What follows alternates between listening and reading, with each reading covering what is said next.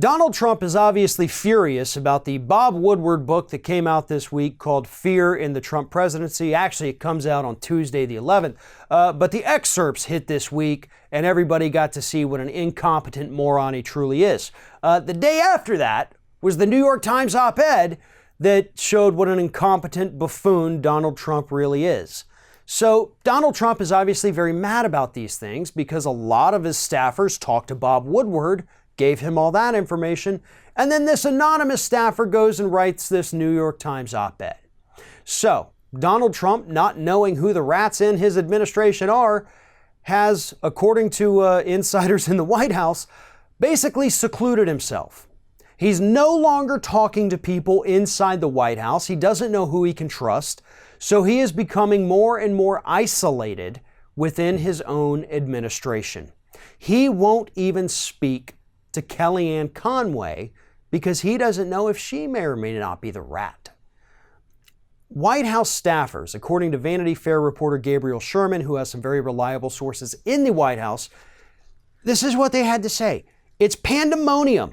He literally isn't talking to anyone. He's canceled meetings and is on the phone calling up his friends. The only people he can trust are his kids right now, or so they say. They also say that the only people, and this is a more important part, the only people who are denying that any of these things in the Woodward book or the New York Times op-ed are true are the people at Fox News. They're the only ones denying it. Trump knows that what these books and these op-eds have to say is 100% accurate. Fox News is still trying to run interference for him, but it's not going so well for them. Because you can only deny reality for so long before it eventually smacks you in the face and you're forced to confront it. And that is pretty much what is going to happen to Fox News within the coming weeks. But Trump doesn't want to hit that point. He doesn't want to face these people. He doesn't want to face the criticism.